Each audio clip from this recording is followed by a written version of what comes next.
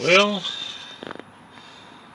this is the bottom of the Star Chief. These are very old, 40-year-old Montgomery Ward Riverside shocks on the back that I still haven't changed. I've already changed the front that were the same model. Back when I did the front sway bar and gearbox, I did the front shocks, but never did the rear, but I have them. Plan on swapping these out to some KYB gas adjust. So when this thing's dancing around and making quick steering changes, it'll be a little more responsive and firm from the back end. So we'll see how this goes. Well, one shock's off. There's the vintage Wards Riverside Supreme shock absorber. Even though it's 40 something years old, it's a hydraulic shock. I think it actually was still good because it didn't get used much. It just sat. But like most automotive shows, they pull off good parts and say it's bad and put new parts. But in this case, this part's really old. So unlike the other shows, it's getting replaced because it's old. Not pulling off brand new aftermarket parts and saying they suck and those fake other shows. This is just because I want to go to a gas charged shock and not a hydraulic. Never mind, it's 40 years old. Vintage. Well, the other Riverside Wards shock is off. Fabulous.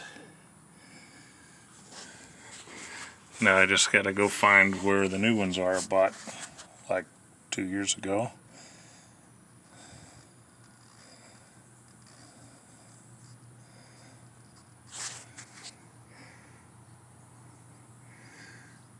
And the video's still running. My dirty finger won't turn off the phone. Let's try again.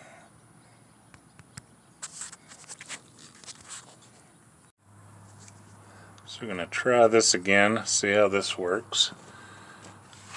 I got the right side shock on, and then this one, see, it comes with this strap over it, and a lot of times it's hard to fight to put it over this lower post. So I'm gonna put the bottom on first, and that way that's sort of there. I'm just using the old hardware. It comes with these big new brackets, but usually the old ones, there's nothing wrong with them, so I'm just going to reuse the old ones. So that's in place. Now what we want to do, I'm probably going to flip this around. The clocking of the top part's a little off from, we'll do it this way. The angle's more where it needs to be. So what we're going to do is not have to compress and wrestle the shock up. We're just going to let the top push into its space. Using my old King Tut knife, this beautiful piece here I bought from a random guy at a gas station. He said he just wanted a drink and go to the club, and I gave him more than he was asking for it because it seemed like a pretty nice knife. Surgical steel. Kind of looks like King Tut's headdress, gold blue thing. So that's my King Tut knife. So get you some of that.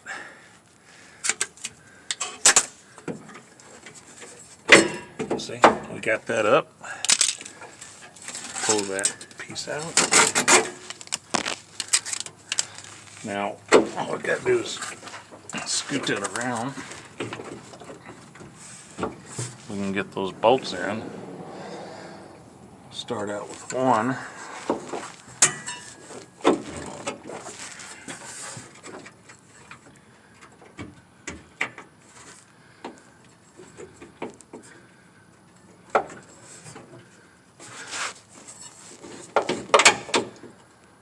So the pressure's kind of holding that for me, so I'll try to start the nut on the top.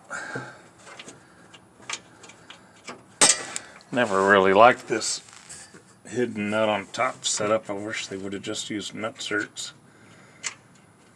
on these GM shocks that have the full frame. It just seems a little bit of a whip.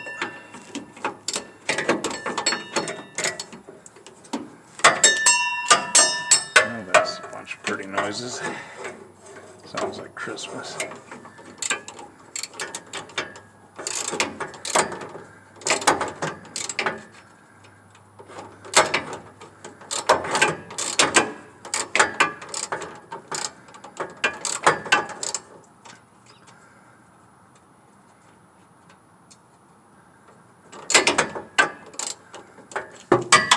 Well, that might be started. You get the idea.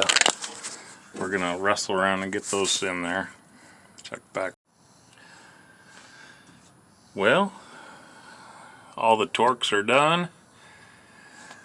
I'm not driving it today. Don't care. I feel dirtier than watching Porky's, and I just need to take a shower, put up the tools, and we'll ride this down the road, down the highway later. So, talk at you then. Adios.